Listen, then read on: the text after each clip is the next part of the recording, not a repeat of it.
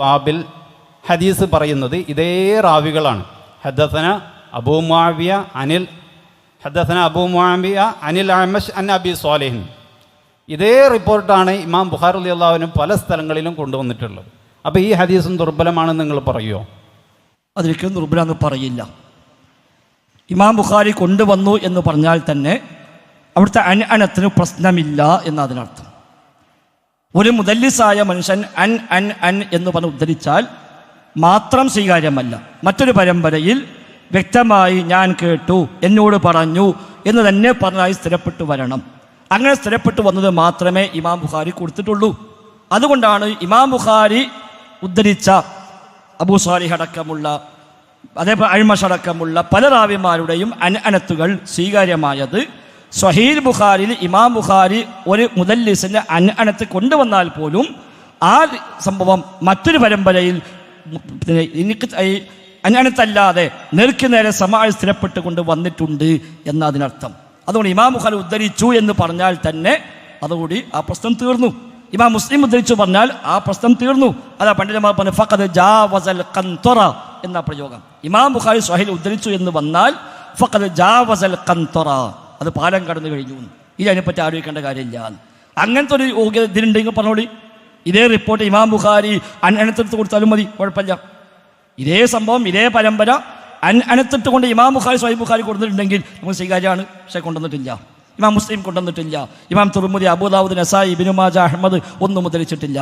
ഇബ്നു അബീ ഷൈബയാണ് ഒന്നും ഉദ്ധരിച്ചത്. അതുകൊണ്ട് മാത്രം പറ്റില്ല എന്നല്ല, പക്ഷെ അതിൽ സനദിൽ പ്രശ്നങ്ങളുണ്ട്. അതാ മാലിക് ദാർ. അപ്പോൾ ചോദ്യം, മാലിക് ദാർ ഇമാം ഉമർ ഖത്താബിൻ്റെ കാലത്ത് ഖാസിൻ ഉമർ അല്ലേ, ഖജനാവ് സൂക്ഷിപ്പുകാരനല്ലേ? ആണ്. ഉമർ ഖത്താബിൻ്റെ ഖജനാവ് സൂക്ഷിപ്പുകാരനായി എന്നുള്ളത് ഹദീസ് അദാലത്തിൻ്റെ ഒരു ഭാഗമാണോ? അല്ലല്ലോ. ലാ ഐരിഫുഹു എന്ന് പറഞ്ഞത് ഇമാം ഹൈസമിയാണ്, നൂറുദ്ദീൻ ഹൈസമിയാണ്. ഇബ്നു അബീ ഹാത്തിം അദ്ദേഹത്തെക്കുറിച്ച് ആ നിലയ്ക്കുള്ള ജർഹ് പറഞ്ഞിട്ടുണ്ട്. അത് എല്ലാവരും പറഞ്ഞതാണ്, ഞങ്ങൾ മുജാഹിദീങ്ങൾ കണ്ടുപിടിച്ചൊന്നുമല്ല. ഉസൂൽ ഹദീസിൻ്റെ കിതാബുകൾ പരിശോധിച്ചാൽ അവിടെയൊക്കെ ചർച്ചയുള്ള ഭാഗം തന്നെയാണ്. ഇതൊക്കെ ഇല്ലാന്ന് വിചാരിക്കുക, ഇതൊക്കെ ഒഴിവാക്കി ഇത് സ്വഹിയാന്ന് വിചാരിക്കുക. എന്നാലെന്താ? നബി ഞങ്ങളെ പഠിപ്പിച്ചതല്ല, സ്വഹാബയുടെ രീതിയല്ല. പിന്നെ ഉമർ ഖത്താബിൻ്റെ അടുത്ത് വന്ന് പറഞ്ഞില്ലേ, ഉമർ ഖത്താബിൻ്റെ അടുത്ത് വന്ന് ഞാൻ ഖബറിങ്ങ പോയി ഞാൻ ഇങ്ങനെ തേടി എന്ന് പറഞ്ഞു എന്നുണ്ടോ? അതെവിടെ ഇല്ല, അത് റിപ്പോർട്ടിലില്ല. ഒരു റിപ്പോർട്ടിലും അങ്ങനെ വന്നിട്ടില്ലല്ലോ. ഞാൻ നബിൻ്റെ ഖബറിങ്ങ പോയിട്ടാണ് വരുന്നത്, ഞാൻ നബിയുടെ ഇസ്തസ്കി പറഞ്ഞിട്ടുണ്ട് എന്നൊക്കെ വന്ന് പറഞ്ഞു എന്നുണ്ടോ? എവിടെയുമില്ല. ഒരു റിപ്പോർട്ടിലും അങ്ങനെ വന്നിട്ടില്ല. ഇത് സ്വഹാബിയാണ് എന്നുണ്ടോ? അതും വന്നിട്ടില്ല. ഒരു സ്വഹാബി നബിയുടെ ഖബറിങ്ങ പോയി ഇങ്ങനെ പറഞ്ഞു എന്നുണ്ടോ? അതും വന്നിട്ടില്ല. അതൊക്കെ പിന്നെ ബാക്കി ഉസ്താദന്മാരുടെ ഭാഗം അതിലേക്കാണ്ട് കട്ട് പേസ്റ്റ് ചെയ്ത് അവരെ കുറച്ച് ഊതി വീർപ്പിച്ച് വലുതാക്കി കൊണ്ടുപോയി കൊടുക്കുന്ന വിഷയങ്ങളാണ് എന്നാണ് അതുമായി ബന്ധപ്പെട്ട് സൂചിപ്പിക്കുക. അപ്പം ഞങ്ങളെ വക ഒരു ഹദീസും ഞങ്ങളാരും നഖദ് പറയാറില്ല. ഞങ്ങളാരും മുഹദ്ദിസീങ്ങളല്ല, ഹദീസ് നിദാന പണ്ഡിതന്മാരല്ല. അതുകൊണ്ട് ഞങ്ങളാരും ഹദീസ് സ്വഹിയാണെന്നോ സ്വഹി അല്ലെന്നോ പറയാൻ ആളുകളല്ല. നമ്മളത് പറയാറുമില്ല. മുൻഗാമികൾ ഒരു ഹദീസിനെ കുറിച്ച് പറഞ്ഞ ഹുക്കുമുകൾ, വിധികൾ അത് വായിക്കുക, പഠിക്കുക, ആ കിതാബിലേക്ക് മടങ്ങുക എന്നല്ലാതെ ഞങ്ങളെ വക ഒരു സംഗതിയെപ്പറ്റിയും പറയാറില്ല, പറഞ്ഞിട്ടില്ല. അതുകൊണ്ട് ഒരു മുദല്ലിസായ റാവിമാർ സ്വഹീഹ് ബുഖാരി, ഇമാം ബുഖാരി റാവിമാരിൽ ഉണ്ട്. പക്ഷേ അവർ മുദല്ലിസാണ് എന്ന് അറിഞ്ഞിട്ടും അവരുടെ റിവായത്ത് ഇമാം ബുഖാരി കൊടുത്തത് ആ മുദല്ലിസിൽ നിന്ന് നേർക്ക് നേരെ സ്ഥിരപ്പെട്ട് വന്നതുകൊണ്ടാണ്. മുദല്ലിസ് സ്ഥിരപ്പെട്ട് വന്നാലോ അത് അംഗീകരിക്കപ്പെട്ടും ചെയ്യും. ഇനി മുദല്ലിസുമാർ എല്ലാവരും ഒരേ ഹുക്കുമാണോ? അല്ല. ഇമാം അസ്ഖലാനി മുദല്ലിസന്മാരെ കുറിച്ച് മാത്രം തബഖാത്തുൽ മുദല്ലിസീൻ കിതാബ് എഴുതി 5 തരം തബക്കകളാക്കി മുദല്ലിസുമാരെ 5-6 തബക്കകളാക്കി പരിചയപ്പെടുത്തി. അത് എല്ലാവരും ഒരേ ഹുക്കുമല്ലതാനും. ഏതായാലും ഒരു മുദല്ലിസിൽ നിന്ന് റിവായത്ത് വരുമ്പോൾ അദ്ദേഹം കേട്ടു, അദ്ദേഹത്തോട് പറഞ്ഞു എന്ന് സ്ഥിരപ്പെട്ട് കിട്ടണം. അങ്ങനെ കിട്ടിയത് മാത്രമേ ഇമാം ബുഖാരി കൊടുത്തിട്ടുള്ളൂ. അതുകൊണ്ട് ഇമാം ബുഖാരി സ്വഹീഹ് ബുഖാരിയിൽ ഒരു മുദല്ലിസിന് റിവായത്ത് വന്നാലും അനത്തിട്ട് പറഞ്ഞാലും അത് സ്വീകാര്യമാണ് എന്നാണ് മുസ്ലിം ലോകം ഏകോപിച്ചു പറഞ്ഞ കാര്യമാണ്, ഞങ്ങളെ വക പറഞ്ഞതല്ല.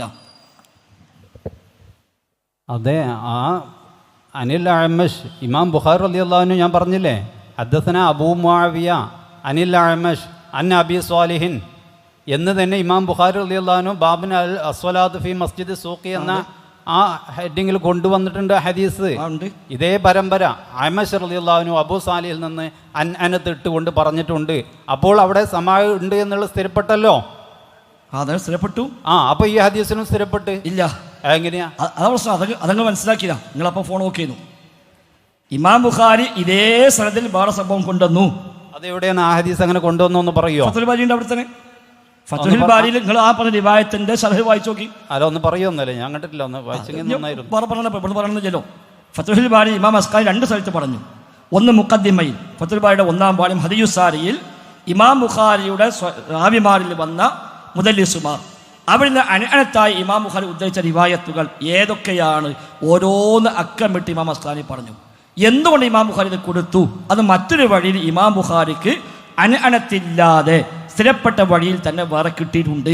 അത് ഇതാ ഇമാം ബുഖാരി ഇന്ന കിതാബിലുണ്ട്, ഇന്ന സനദിലുണ്ട്, ഇന്നയിടത്തുണ്ട് എന്ന് എണ്ണ കൊണ്ട് അക്കമിട്ട് ഇമാം അസ്ഖലാനി റഹിമഹുല്ലാഹ് വിശദീകരിച്ചിട്ടുണ്ട് മുഖദ്ദിമയിൽ. രണ്ടാമത് ഈ ഹദീസ് പിന്നെ വിശദീകരിച്ചു കൊടുത്ത് കിതാബു സലാത്തിൽ ഈ ഹദീസ് വിശദീകരിച്ചിടത്തും ഫത്ഹുൽ ബാരി 2-ാം വാള്യമായിരിക്കാനാണ് സാധ്യത. 2-ാം വാള്യത്തിൽ ഇമാം അസ്ഖലാനി റഹിമഹുല്ലാഹ് ഈ ഹദീസ് വ്യാഖ്യാനിക്കുമ്പോൾ അവിടെ പറഞ്ഞിട്ടുണ്ട് ഈ അനഅനത്ത് പ്രശ്നമല്ല, ഈ മുദല്ലിസിന് തദ്ലീസ് ഇവിടെ പ്രശ്നമല്ല, ഇത് സ്ഥിരപ്പെട്ട് വന്നിട്ടുണ്ട്. അതുകൊണ്ടാണ് ഇമാം ബുഖാരി ഇവിടെ കൊടുത്തത്. അപ്പം അങ്ങനെ ഇമാം ബുഖാരി കൊടുക്കും, അത് സ്വീകാര്യവുമാണ്. എന്നാൽ ഈ പറഞ്ഞ ജാഅ റജുൽ എന്ന കാര്യം ഇതേ അനഅനത്തും ഇതേ അബൂ സ്വാലിഹും അഴ്മസും ഒക്കെ ഉണ്ടായിട്ടും ഇമാം ബുഖാരി കൊടുത്തതുമില്ല. അപ്പം എന്താ കൊടുക്കാത്തത്? അത് കൊടുക്കാൻ പറ്റിയതല്ല. ഇമാം മുസ്ലിം കൊടുത്തില്ല, കൊടുക്കാൻ പറ്റിയതല്ല. അതുകൊണ്ട് അവരാരും കൊടുത്തില്ല. മറ്റത് കൊടുത്തു, ഇത് കൊടുത്തില്ല. ഒരേ പരമ്പര വന്നിട്ടും അപ്പോൾ ഒന്ന് ഈ പരമ്പരയല്ല അടിസ്ഥാന അവലംബം അല്ലാത്തൊരു പരമ്പരയാണ്. ഈ അനഅനത്തല്ല അടിസ്ഥാന അവലംബം മറ്റൊരു സമാജസ്ഥിരപ്പെട്ടതാണ്. എന്നാൽ ഇതിലോ അങ്ങനെ ഒന്നുമില്ലതാനും. അതാണ് അതിൻ്റെ ബേസ്. അപ്പോൾ കേട്ടാ വിചാരിക്കും ബുഖാരി മുസ്ലിമിൽ വന്ന എല്ലാ റാവിമാരെയും മുജാഹിദ് അംഗീകരിക്കുന്നുണ്ട്. എല്ലാം അംഗീകരിക്കില്ലേ? എന്നാൽ ഇന്നലില്ലാഹി മലായികത്തും ഫിൽ അർളി സയ്യാഹീന യക്തുബൂന പിന്നെ ഇന്നലില്ലാഹി മലായികത്തും ഫിൽ അർളി സിവൽ ഹഫ്ളത്ത് യക്തുബൂന മാ യസ്ഖുതു മിൻ വറഖി ഷജർ.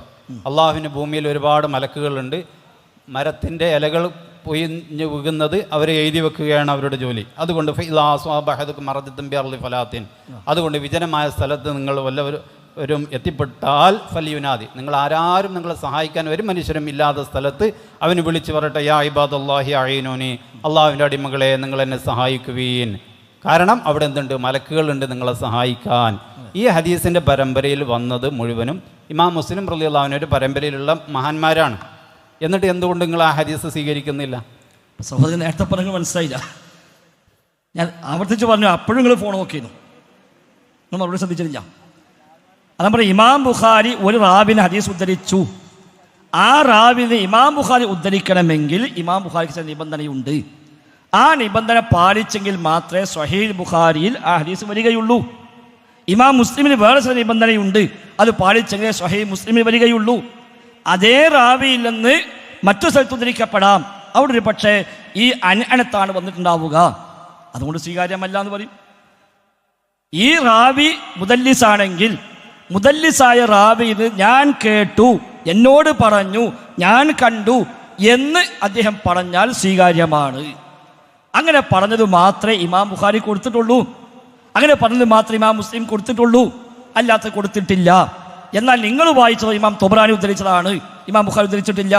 നിങ്ങളിപ്പോൾ വായിച്ച ഹദീസ് ഇമാം തൊബ്രാനിയാണ് ഉദ്ധരിച്ചത്, അത് ഇമാം ബുഖാരി ഉദ്ധരിച്ചിട്ടില്ല, ഇമാം മുസ്ലിം ഉദ്ധരിച്ചിട്ടില്ല, ഇമാം തുർമുദി ഉദ്ധരിച്ചിട്ടില്ല, ഇമാം അബൂദാവൂദ് ഉദ്ധരിച്ചിട്ടില്ല. അത് റാവിമാർ ഇവിടെ റാവിമാരായിട്ട് കൂടി ഈ റിവായത്ത് ഇമാം ബുഖാരി എടുത്തില്ല, ഇമാം മുസ്ലിം എടുത്തില്ല. അപ്പം എന്ത് മനസ്സിലായി? ഈ റാവിയെ കാണുമ്പോഴേക്ക് ഒക്കെ ശരിയായി എന്നുള്ളതല്ല. എന്നാൽ അതിന് പുറമെ സ്വഹീഹ് ബുഖാരിയിൽ സ്വഹീഹ് മുസ്ലിമിൽ അത് സ്വീകരിക്കപ്പെടണമെങ്കിൽ ഉദ്ധരിക്കപ്പെടണമെങ്കിൽ വേറെ ചില നിബന്ധനകൾ കൂടിയുണ്ട്. ആ നിബന്ധന പാലിക്കപ്പെടാത്ത കാലത്തോളം ഇമാം ബുഖാരി ഉദ്ധരിക്കാറില്ല. അതുകൊണ്ടാണ് യാ ഇബാദുൽ റിവായത്ത് ഇമാം ബുഖാരി കൊടുത്തില്ല, ഇമാം മുസ്ലിം കൊടുത്തില്ല. അന്നൊക്കെ ഹദീസ് ഉണ്ടല്ലോ, ഇമാം ബുഖാരിൻ്റെ കാലത്തുന്നുണ്ടല്ലോ. ഇബ്നു മുബാറക് അതേക്കുറിച്ച് ചർച്ച ചെയ്തല്ലോ, ഇമാം അഹമ്മദ് ചർച്ച ചെയ്തല്ലോ. ഇമാം അഹമ്മദാണ് ഇമാം ബുഖാരി സ്വഹീഹ് ബുഖാരി പരിശോധിച്ചാണ്.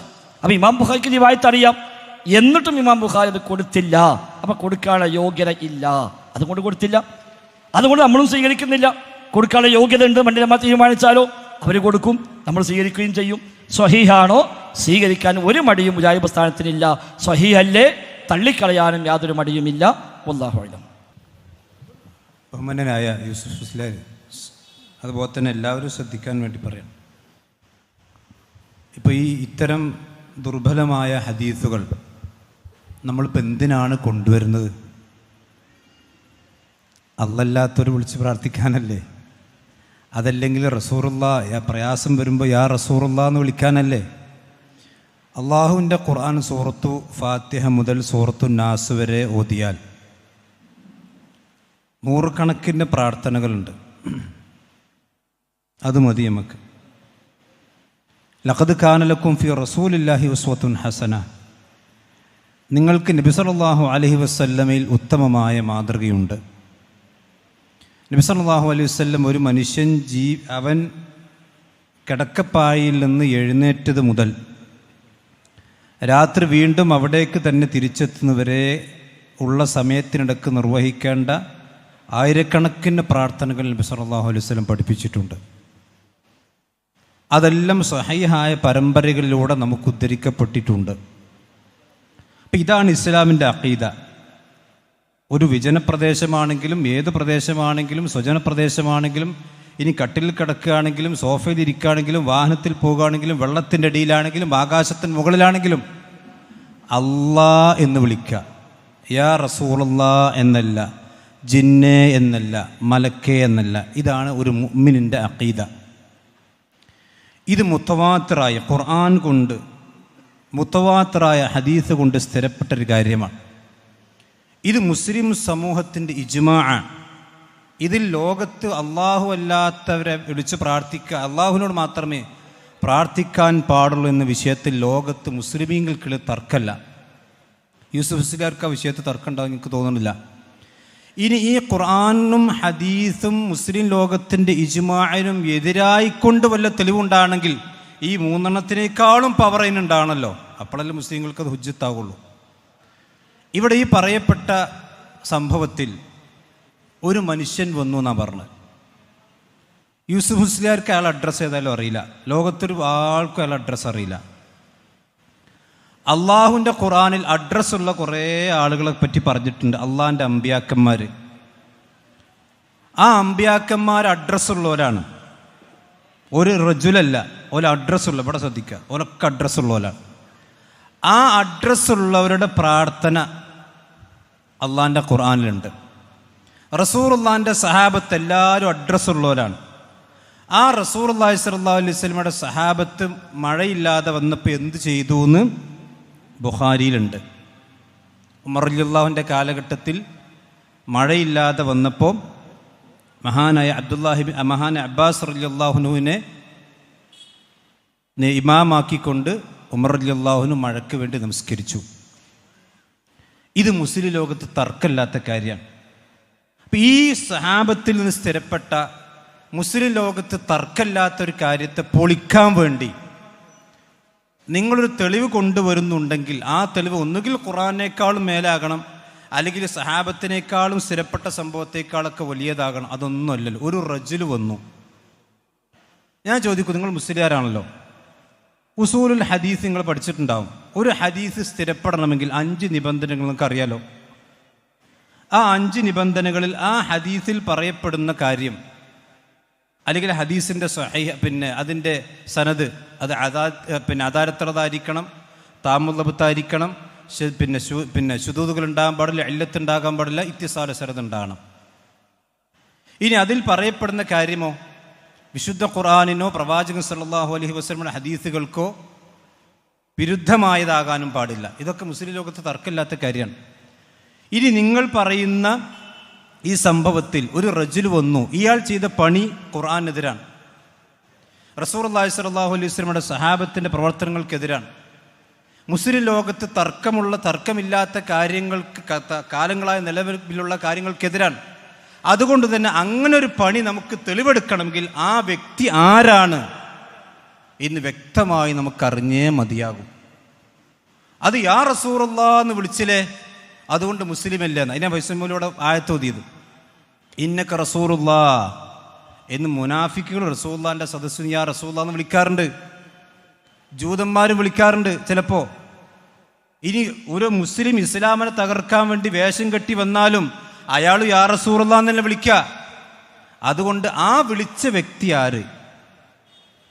അപ്പം ഇനി മാലിക്കുദ്ദാർ ഖാസിൻ ആയിക്കോട്ടെ, എന്നാലും ഈ റജുല് തെളിയില്ലല്ലോ. മാലിക്കുദ്ദാർ പറഞ്ഞ ഖാസിനാണെന്ന് കുട്ടിക്കോളി, എന്നാലും ഈ വ്യക്തി ആര്? ആ വ്യക്തി ആരാണെന്ന്, അയാളുടെ അഡ്രസ്സാണെന്ന്, അയാൾ ഒരു സിഖത്തായ മനുഷ്യനാണോ അല്ലേ? ഇനി മാത്രം ഇത് സ്വപ്നാണല്ലോ, സ്വപ്നല്ലേ? കാന്തപുരം മുസ്ലിയാർ തന്നെ എഴുതിയിട്ടുണ്ടല്ലോ, പ്രവാചകന്മാരുടേതല്ലാത്ത സ്വപ്നങ്ങൾ ഇസ്ലാമിൽ തെളിവല്ല. അപ്പം ഇത് വളരെ വ്യക്തമായി. അതുകൊണ്ട് ബഹുമാനരായ യൂസുഫ് മുസ്ലിയോട് പറയാനുള്ളതെന്ന് വെച്ചാൽ മുഴുവൻ മുസ്ലിങ്ങളോട് പറയാനുള്ളത്, നമ്മൾ ഏത് പ്രതിസന്ധി ഘട്ടത്തിലും പടച്ചോനോട് വിളിക്കാൻ നമുക്ക് തെളിവ് പരതേണ്ട ആവശ്യമില്ല. നമ്മുടെ കണ്ണിൽ ഇങ്ങോട്ട് വന്ന് കുത്തും തെളിവ്. ഇത് നമ്മൾ അവിടെ മാന്തി ഇവിടെ മാന്തി അങ്ങോട്ട് നോക്കി ഇങ്ങോട്ട് നോക്കി ആ കിതാബ് നോക്കി കിതാബ് എത്ര പണിയാണ് ഈ ലൈഫ് ഹദീസൊക്കെ പഠിച്ച് പെട്ടി ഉണ്ടാക്കുക. നിങ്ങൾ ബുഖാരി എടുത്ത് നോക്കി, അള്ളാഹിൻ്റെ ഖുർആൻ എടുത്ത് നോക്കി, ഇഷ്ടംപോലെ തെളിവ് നിങ്ങൾക്ക് അള്ളാഹിനോട് പ്രാർത്ഥിക്കാൻ കിട്ടും. എന്നാൽ റസൂലുള്ളാഹിനോട് പ്രാർത്ഥിക്കാൻ ഒരു തെളിവില്ല, ഒരു തെളിവില്ല. ആ തെളിവില്ല എന്ന് അള്ളാഹ് പറഞ്ഞതിന് എതിരായിട്ട് തെളിവുണ്ട് ഉണ്ട് ഉണ്ട് എന്ന് പറഞ്ഞിട്ട് ഏതോ ഒരു മനുഷ്യർ റസൂലുള്ളാഹിൻ്റെ ഖബറിൻ്റെ അടുത്തേക്ക് ആരൊക്കെ വരും റസൂലുള്ളാഹിൻ്റെ ഖബറിൻ്റെ അടുത്തേക്ക്? ആ വരുന്നവരൊക്കെ മുസ്ലിമീങ്ങളാണെന്നാണോ? നബി സല്ലല്ലാഹു അലൈഹി വസല്ലമയുടെ കാലഘട്ടത്തിൽ റസൂലുള്ളാഹിൻ്റെ ബാക്കിൽ നിസ്കരിക്കുന്ന മുനാഫിക്കുകളില്ലേ, ആ റസൂലുള്ളാഹിൻ്റെ പള്ളിയിൽ വെച്ച് റസൂലുള്ളാഹിൻ്റെ ഖബറിൻ്റെ അടുത്ത് വെച്ചല്ലേ ഇതേ ഉമർ റളിയല്ലാഹുവിനെ കുത്തിക്കൊന്നത്? അയാൾ മുസ്ലിമാണോ? മഹാനായ ഉസ്മാൻ ഇബ്നു അഫ്ഫാൻ റളിയല്ലാഹു അൻഹുവിനെ ആ റസൂലുള്ളാഹിന്റെ പള്ളിക്കരികിൽ വെച്ചുകൊണ്ടല്ലേ കുത്തിക്കൊന്നത്? അവർ മുസ്ലിമീങ്ങളാണോ?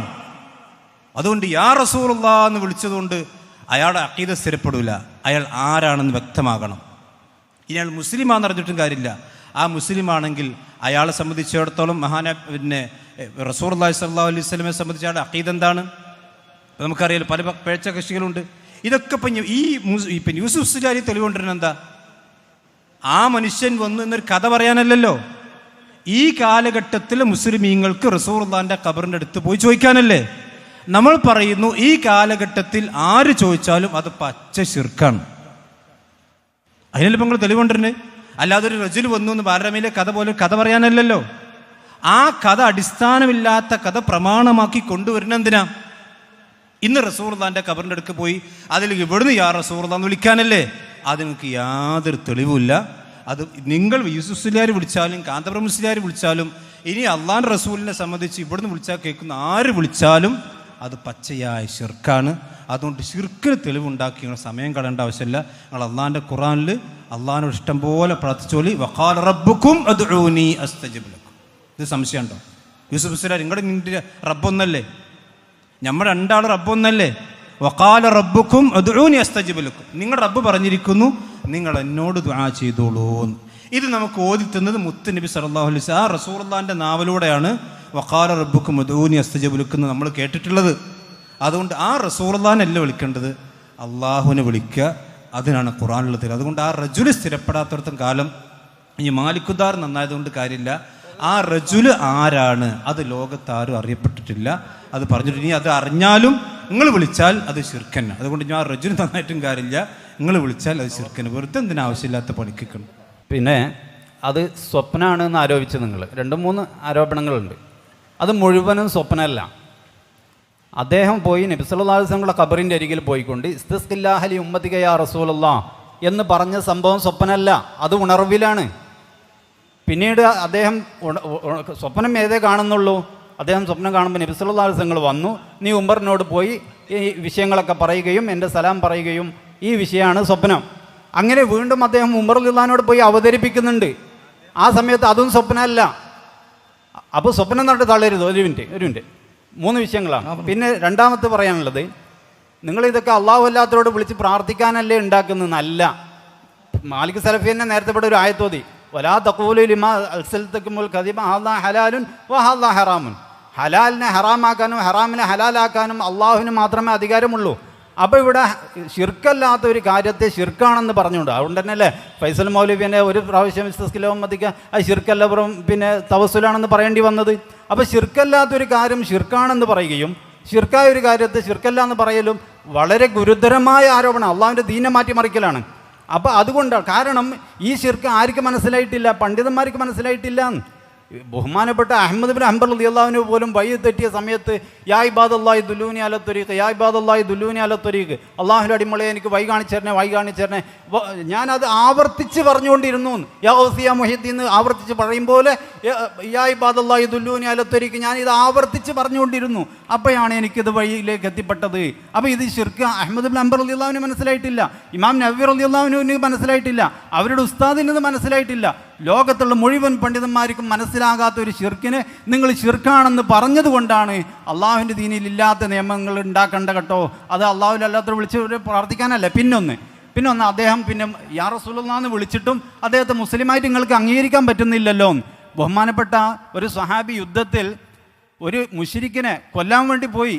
അദ്ദേഹം അടുത്തെത്തി എന്നെ വെട്ടുമെന്ന് കണ്ടപ്പോൾ അദ്ദേഹം അഷ്ഹദു അല്ലാ ഇലാഹ ഇല്ലല്ലാഹ് വഅഷ്ഹദു അന്ന മുഹമ്മദ് റസൂലുള്ളാഹ് എന്ന് ഷഹാദത്ത് കലിമ ഉച്ചരിച്ചപ്പോൾ ഞാൻ അദ്ദേഹത്തെ കൊന്നുകളഞ്ഞു. ഈ വിവരം നബി സല്ലല്ലാഹു അലൈഹി വസല്ലം വന്ന് പറഞ്ഞപ്പോൾ നബി സല്ലല്ലാഹു അലൈഹി വസല്ലം മുഖം ആകെ ചുവന്ന് തുടുത്തു, വിവരണമായി.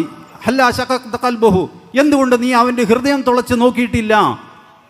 എന്താ പറഞ്ഞത്? ഞാൻ അദ്ദേഹത്തെ വിട്ടാൻ വേണ്ടി പോയപ്പോൾ അദ്ദേഹം നിർബന്ധിതനായിക്കൊണ്ട് ഷഹാദത്ത് കലിമ ഉച്ചരിക്കുകയാണ് നബിയെ ചെയ്തത്. അതുകൊണ്ട് അദ്ദേഹം യഥാർത്ഥ മനസ്സിൽ ഉൾക്കൊണ്ടുകൊണ്ട് പറഞ്ഞതല്ല ഷഹാദത്ത് കലിമ, അതുകൊണ്ട് ഞാൻ അദ്ദേഹത്തെ കൊന്നത്. നബി തങ്ങൾ എന്താ പറഞ്ഞത്?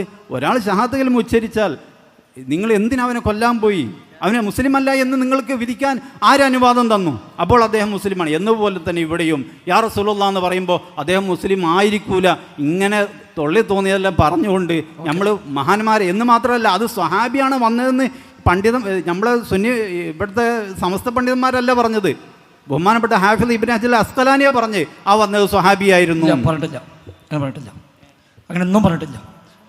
ആ ബാക്കി പറഞ്ഞു, നിങ്ങൾ കേൾക്കി, സ്വസ്ഥമായി കേൾക്കി. ആ യുദ്ധത്തിൽ ലായിലാഹ പറഞ്ഞപ്പോൾ വെട്ടിയപ്പോൾ നബി ആക്ഷേപിച്ചു. കാരണം അവിടെ പറഞ്ഞ ആളറിയാം, ഇവിടെ പറഞ്ഞ ആളറിയില്ല. ഇതാരാ ആള്? കൽബ് കീറി നോക്കുന്ന ആളെ കാണണ്ടേ?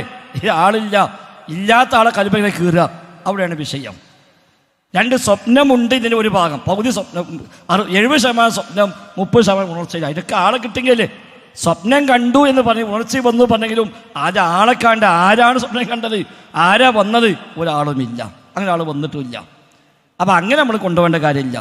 ഇമാം അഹമ്മദ് ഒരിക്കലും യാ റസൂലല്ലാഹ് എന്ന് വിളിച്ചിട്ടില്ല, യാ മുഹ്യിദ്ദീനും വിളിച്ചിട്ടില്ല, ജിന്നേനും വിളിച്ചിട്ടില്ല. അപ്പോൾ അയിമ കൂട്ടിപ്പെട്ടാൻ പറ്റില്ല. ഇമാം അഹമ്മദ് ശിർക്ക് മനസ്സിലായ ആളാണ്, തൗഹീദ് മനസ്സിലാക്കിയ ആളാണ്. ഇമാം അഹ്ലുസുന്നയുടെ ഇമാമാണ് ഇമാം അഹമ്മദ്. അദ്ദേഹം വിളിച്ചത് യാ ഇബാദല്ലാഹ് ദുല്ലൂനി അല ത്വരീഖ്, അടിമകളെ വഴി കാണിച്ചു തരണേ. നമുക്കും പറയാം, ഒരു കുഴപ്പമില്ലല്ലോ, റോഡ് മാറി. അപ്പം പിന്നെ ഈ ഗൂഗിൾ മാപ്പുള്ളതുകൊണ്ട് ആവശ്യമില്ല. അല്ലെങ്കിൽ പറയാം, അവർ കടയിൽ പോയി ചോദിക്കാം, വഴി കാണിച്ചു തരുമോ, വഴി പറഞ്ഞു തരുമോ. ഇമാം അഹമ്മദ് ആരും കാണുന്നില്ല. യാ ഇബാദല്ലാഹ് ദുല്ലൂനി അല ത്വരീഖ്, അല്ലാഹുവിൻ്റെ അടിമകളെ വഴി അറിയിച്ചു തരണേ എന്നിങ്ങനെ പറഞ്ഞു. ഞാൻ വഴിയിലേക്ക് എത്തി, അത്രേ ഉള്ളൂ. അവിടെ യാ ശൈഖ് മുഹ്യിദ്ദീൻ വിളിച്ചിട്ടില്ല, യാ റസൂലുള്ളാഹ് വിളിച്ചിട്ടില്ല. ഇമാം അഹമ്മദ് മരിച്ചുപോയ ഒരാളെയും വിളിച്ചിട്ടില്ല, ഒരു മഹാനെയും വിളിച്ചിട്ടില്ല. കാരണം അദ്ദേഹത്തെ തൗഹീദ് ശിർക്ക് മനസ്സിലാക്കിയ ആളാണ്. അപ്പോൾ അവിടെ നിന്നാൽ മതി, അതിനപ്പുറത്തേക്ക് പോകേണ്ട കാര്യമില്ല. യാ റസൂലുള്ളാഹ് എന്ന് വിളിച്ചത് ആരാന്നറിയില്ല, ഒരു റജുല്. ഇനിയിപ്പോൾ അദ്ദേഹം അവസാനമായി ഇപ്പം ആരോപണം പറഞ്ഞത് ഖബറിൽ വന്ന ആൾ ബിലാൽ ബിൻ ഹാരിസ് ആണ് എന്ന് ഇമാം അസ്ഖലാനി പറഞ്ഞിട്ടില്ല. ഇമാം അസ്ഖലാനി എവിടെയും അങ്ങനെ പറഞ്ഞിട്ടില്ല. ഇമാം അസ്ഖലാനി എന്നല്ല, ആ മുഹദ്ദിസീങ്ങളായ അഇമ്മത്തുകളായ ആരും അങ്ങനെ പറഞ്ഞിട്ടില്ല. ഖബറിൽ വന്ന ആൾ ബിലാൽ ബിൻ ഹാരിസ് പറഞ്ഞിട്ടില്ല, ബിലാൽ ബിൻ ഹാരിസ് ഖബറിൽ വന്നു എന്നും പറഞ്ഞിട്ടില്ല. അതൊക്കെ നേരത്തെ പറഞ്ഞ പോലെ അവിടുന്നും ഇവിടുന്നും കട്ട് പേസ്റ്റ് ചെയ്തിട്ട് ഏച്ചുകൂട്ടി തെളിവുണ്ടാക്കുകയാണ് ചെയ്തുകൊണ്ടിരിക്കുന്നത്. മാലിക് സലഫി പറഞ്ഞപ്പോൾ അതൊക്കെ നിർത്തിവെച്ചിട്ട് യാ അള്ളാഹ് എന്ന് വിളിച്ചാൽ ഇതൊന്നും ആവശ്യമില്ലല്ലോ. യാ അള്ളാഹ് എന്ന് വിളിക്കാൻ ഖുർആനിലുണ്ട്, ഹദീസിലുണ്ട്, ഇഷ്ടംപോലെ തെളിവുണ്ട്. അത് അംഗീകരിച്ച് യാ അള്ളാഹ് എന്ന് വിളിച്ചാൽ പോലെ, അതിനപ്പുറത്തേക്ക് എന്തിനു പോകണം? അപ്പം ഷിർക്കിനെ ഷിർക്കല്ലാതാക്കുന്നില്ല, ഷിർക്കല്ലാത്ത ഷിർക്ക് ആക്കുന്നുമില്ല. അതാക്കുന്നത് വേറെ ഉണ്ട്, ഞങ്ങളെ പെട്ടതല്ല. 2012 വരെ ഷിർക്കല്ല, 12 മുതൽ പിന്നെ ഷിർക്കായി. അത് ഓരോട് പറയാം, ഞങ്ങളെ സംബന്ധിച്ച് എന്നും ഒരേ കാര്യമാണ്. ആദനബിയുടെ കാലത്ത് ഷിർക്കായത് ഖിയാമത്ത് വരെ ഷിർക്കാണ്, ആദനബിയുടെ കാലത്ത് തൗഹീദായത് ഖിയാമത്ത് വരെ തൗഹീദാണ്. വ്യക്തികൾക്കൊരു പക്ഷേ മാറ്റം വന്നേക്കാം, അല്ലാതെ പ്രസ്ഥാനം ഒന്നിച്ച് നയം മാറ്റുക എന്നുള്ളത് മുജാഹിദ് പ്രസ്ഥാനത്തിൻ്റെ നിലപാടല്ല. അങ്ങനെ മാറ്റലൊക്കെ പിന്നെ ഒരു അഡ്രസ്സ് ഇല്ലാതെ പോയിട്ട് ഉണ്ടാവുകയും ചെയ്യും. അത് നമുക്ക് ബാധകമല്ല. എന്താണെങ്കിലും ശരി, നമ്മളിങ്ങനെ ഇടങ്ങാറായി പ്രയാസപ്പെട്ട് ഇനിയിപ്പോൾ റജുൽ ആരാണ്, മാലിക്കിദാർ ആരാണ് എന്നൊന്നും തപ്പിപ്പിടിച്ച് കൊണ്ടുവരേണ്ട കാര്യമില്ല. അതുകൊണ്ടൊന്നും അല്ലാഹു അല്ലാത്തവരെ വിളിച്ചു തേടാൻ, മരിച്ചവരെ വിളിക്കാൻ, മഹാന്മാരെ വിളിക്കാൻ, ഇസ്തിഗാസ ചെയ്യാൻ